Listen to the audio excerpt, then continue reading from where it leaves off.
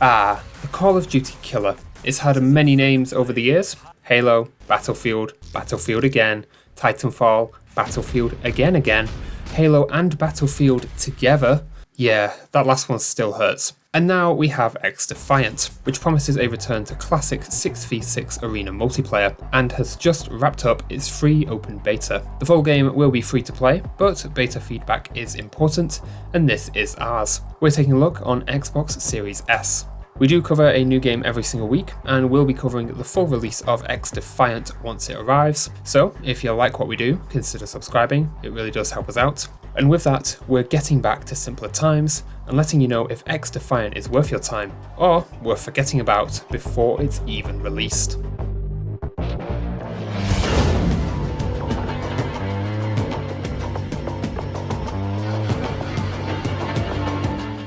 You can tell that this was made by old COD devs. XDefiant is tightly designed, mostly fluid, and most importantly, fun. The classic 6v6 feel is captured to a T, but it's not all perfect. Let's start with the most important element of a shooter.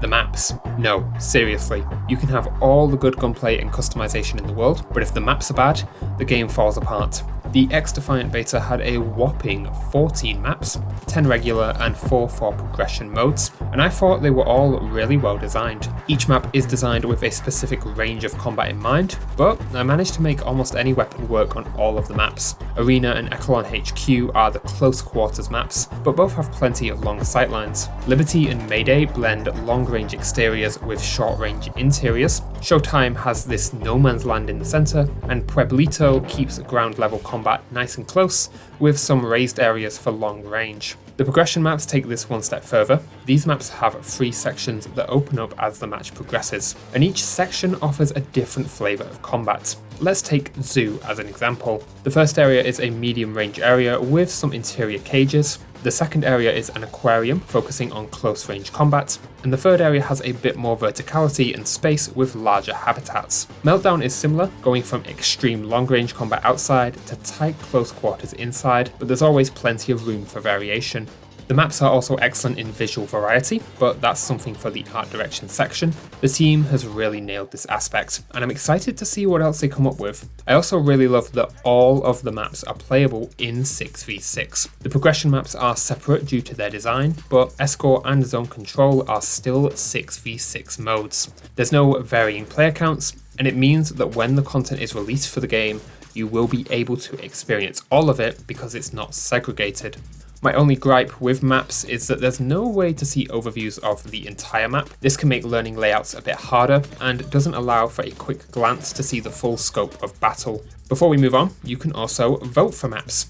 No longer will you constantly be put into empty lobbies with the worst maps like a certain other 6v6 shooter. Here, you have the choice between 2 maps and a random selection, and it is wonderful. Okay, now we can talk about that gunplay, and it all starts with the practice range.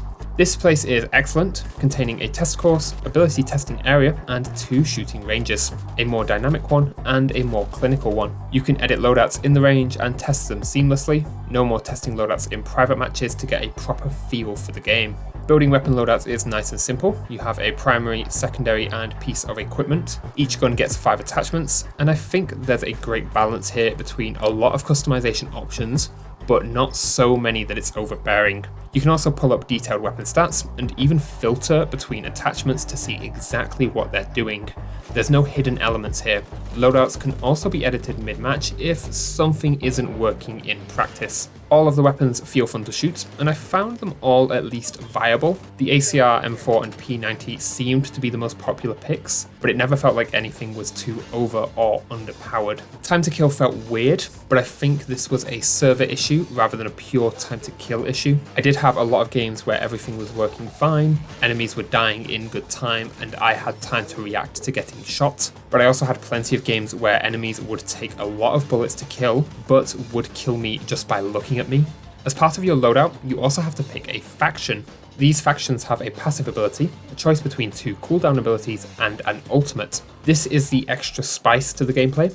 COD has kill streaks, XDefiant has this. I think the passive abilities are fine and basically function as perks. Stuff like faster health regen, extra health, hiding on the minimap, that sort of thing. I also like the majority of the cooldown abilities. The big shield is great for defending objectives, the health abilities are both great in a lot of situations and were by far the most popular picks. I think for this reason, base health regen might need to be sped up a little bit because as it stands, it's pretty slow. Overall, these abilities add a nice extra element to the gameplay without taking away from the core gunplay. The only exception here is the invisibility ability. I think this needs to be totally reworked because as it stands, it is not fun to play against and it feels a bit cheap to play yourself. Getting shot by someone you cannot see, not because they used the map to their advantage, but because they were simply invisible, is frustrating. And with how inconsistent the time to kill was in the beta, there were plenty of times where I'd get deleted by thin air. When I tested the invisibility ability,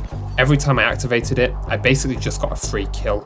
I also don't think the ultimates have a place in the game. They charged up insanely slow, but the rates seemed to be tweaked later in the beta. The abilities range from super healing to special weapons and EMPs. For me, these just didn't gel well with everything else and felt a little bit tacked on. This isn't like Overwatch, where the ultimate abilities are a core component of the game. These just feel like a little bit of extra flair that just isn't really needed. Wrapping up, movement feels pretty good, running around is nice and fast, and the maps feel easily traversable. Moving between actions feels clunky though. Throwing a grenade takes 3 to 5 business days, and actions could do with a little bit of flow tweaking. It should also be noted that spawns are pretty good. I had the odd bad spawn, but the maps have plenty of areas to safely spawn you in, regardless of mode. We had 5 game modes in the beta: Escort, which has you escorting or defending a moving robot; Domination, which has 3 zones to capture and hold; Occupy, which has 1 moving zone you need to stand in; Zone Control, which is a bit like Battlefield Rush; and Hotshot, which is kill confirmed with a twist. I think the only dud here is Hotshot, which had a bit too much going on with the Hotshot element, but the other 4 modes were fun to play and worked well on all of the maps. There's also a few smaller game elements I'd like to commend. The detailed scoreboard is wonderful. You can see absolutely all of the information you want in the game, and it is simply glorious. I also quite liked the emoji system. When you die, you can apply an emoji to the kill feed. It's a fun little way of conversing with your enemies whilst you wait to respawn. You can also endorse players at the end of the match. Overall, I am incredibly impressed. XDefiant is doing a lot right, but there are a few missteps and certain areas need a bit of tightening up. I'm going to give the beta gameplay a strong 4 out of 5, and I hope that beta feedback can push it all the way for the full release. XDefiant's art direction is very gameplay focused, but as with gameplay, there are a few odd choices and a polishing pass needed. We're going to start with the maps again, because on top of being unique in layout, they are all unique in design. Maps are reflective of the game factions. We have destroyed New York from The Division, sleek office buildings from Splinter Cell, and Yara from Far Cry 6. However, even maps from the same theme feel wildly different. Times Square has its own feel compared to the likes of Liberty and Emporium, despite all being in the Division's New York. Each map has its own visual identity compared to the likes of Modern Warfare 2, where sure, Crown Raceway, Palaio's Lighthouse and Valdera's Museum all have their own visual identity, but a whopping 6 of the 20 available maps are cut out from Al Mazrah: Al-Bagra Fortress, Embassy, Tarak, Zakra Hydroelectric, Dome and Showdown. All of these have the same visual style, Dusty Desert, and it makes the map selection there feel very limited, whereas XDefiant manages to avoid this art direction flaw wonderfully. The maps are also shown off well with dynamic loading screen whilst the match loads in. This also gets me excited for the themed seasons. I'm really hoping they pull from some of the older Far Cry games for map ideas, and more Spec Ops maps from the likes of Rainbow Six Siege could improve the map look variety even further. This also gives the game a very consistent feel. The maps feel tailored to the characters you're playing as. Character models are great, each faction is distinct, and you have the choice between a few default skins. It's also always clear to see enemies in-game, as they have this light red hue over them. This is well tuned, bright enough to see, but not so bright that it feels like cheating. I also really love that the in-game announcer is different depending on your faction. This is a neat extra effort that makes each faction feel a bit more unique.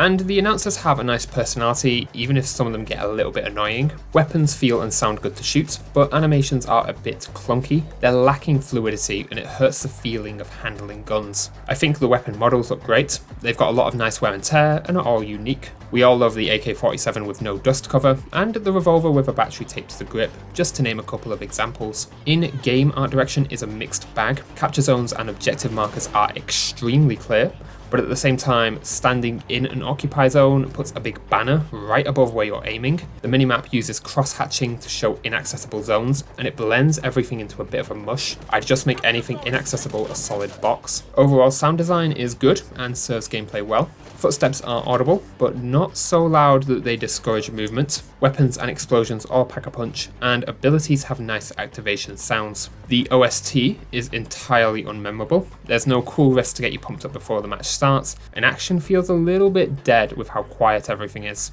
UI is very function over form, but still looks nice. It's all very clearly designed, but some elements do overlap each other. This could definitely use a polishing pass, as it is incredibly important to get right, and for the most part, the UI design here is well done. Wrapping up with the overall art style, I really like the visual punk aesthetic, and whilst the game doesn't look insanely realistic, it does look good, and most importantly, gameplay elements are always very clear. Overall, I'm giving the art direction here a strong 4 out of 5. As with gameplay, XDefiant is doing a lot of good, but there are a handful of tweaks that would really make it shine. The only narrative elements here are enough to give the shooting some context. The game is contextualized well with the factions and their reflective environments, but this is definitely the right call for a shooter like this. I don't need my operator to have some deep backstory. I just need to know that they hate the bad guys and like shooting them, and that's exactly what XDefiant's narrative is. Of course, you'll have plenty of fun dynamic stories to tell your friends about clearing points with just a pistol or taking on the entire enemy team solo. This is pretty standard for arena shooters, but it is a narrative element to consider. Short and sweet, the narrative here is getting a 2 out of 5. The game is contextualized and nothing else, but I do think this was the right call. The XDefiant beta was a solid content offering, but as betas usually go, it was a bit of a technical mess. Content-wise, we saw 14 maps, over 20 weapons, and 5 factions. This is a very focused content offering, but it feels very complete. The dev team is definitely not spreading themselves too thin. We did, however, encounter a few bugs. In all honesty, a lot of these occurred outside of matches. The actual gameplay was pretty technically sound. The big issue was the connection, and by extension, the hit registration and time to kill. For the first few hours of the beta, I was simply locked out. I just couldn't connect. At one point, my game completely seized up whilst I was loading into a match of Liberty Occupy, but it didn't crash. It seized up and then took a moment and then it actually loaded into the match. I'm really not sure what happened here. Connection was good for the most part, but I had plenty of stutters and a lot of dodgy hit registration. There were far too many instances of me getting insta-killed by enemies that I'd already shot a handful of times. Settings wise, things are looking pretty good, but there are a few omissions. There is a field of view slider, and ADS FOV can be set to consistent or independent. ADS can also be set to toggle or hold. ADS sensitivity transition has a few presets. Melee during ADS and aiming interrupt reload can be toggled. Crouch can be set to either hold or toggle. Auto sprint can be toggled and a threshold set. Sprint can be set to interrupt reload. Sliding can be set to tap or hold. Auto reload, switch weapon and grab ledge can be toggled. HUD limits can be adjusted. Challenge notifications can be tweaked, and distance can be switched between meters and yards. Damage numbers, enemy health bars, and lock minimap rotation can be toggled. There are plenty of controller presets, but no remappable controls. Bumpers and triggers can be flipped. Stick layout can also be adjusted. Aim assist can be toggled and has strength and follow sliders. Aim response curve type can be tweaked. Controller aim look and scope look have sensitivity sliders. Horizontal and vertical axis can be inverted and have their own sensitivity sliders.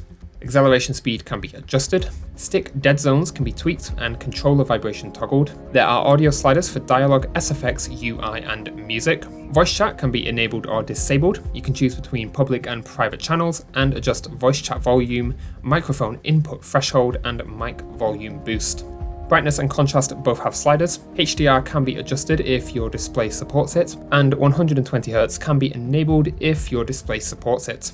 There are major language options. Subtitles can be enabled and have options for language, subtitle size and background. Here are the medium subtitles with a background in game and without a background. These could definitely use some more options because I simply didn't notice them when I had them on. They blend in with the rest of the UI far too well. There are a few colorblind options, and flashbangs can be inverted to show a black screen when you get flashed instead of blinding white. Menu text can be scaled, menu narration can be enabled and has a volume slider. Chat speech to text and text to speech can be enabled separately. Crossplay can be enabled or disabled, as can same input matchmaking, but this setting was locked for the beta. Settings also all have a little description of what they do, which is really nice. Overall, XDefiant is doing a lot right, but has some missing settings and needs a technical polish. We could definitely use some more visual settings like motion blur sliders and camera shake options. Remappable controls is a bigger mission, but the customization present is pretty good. Accessibility feels pretty limited for a Ubisoft game. Usually there are an insane amount of options in this area, but that may be being saved for the full release. We're giving the current specs a 3 out of 5. The content is really good, but there's a bit of a way to go in terms of polish. The XDefiant beta did a solid job of respecting my time. Everything was unlocked from the get-go, which makes for the best testing environment, but it leaves me unable to comment on progression. This will be a big focus of the full review once the game is officially out. Matches all lasted between 10 to 15 minutes. This is your standard shooter affair, and it is very easy to fit in a few matches or play all day. XDefiant will comfortably fit into any amount of free time you have.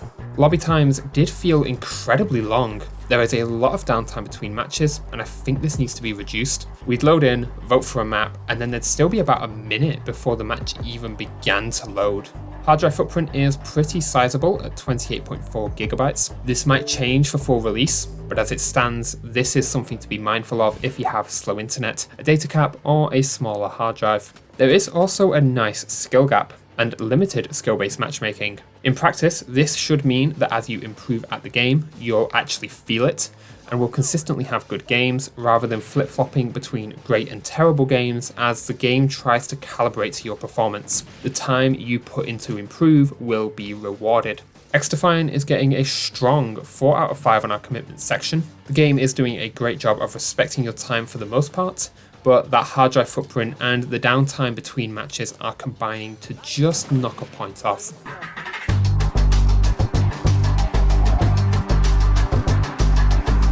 XDefiant is looking pretty promising.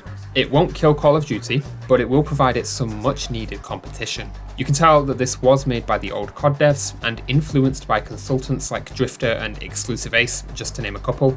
This really does feel like an answer to the lacking 6v6 package that the recent Call of Duty games have provided, and the devs have a clear vision. I'm really excited to see how this plays out upon full release.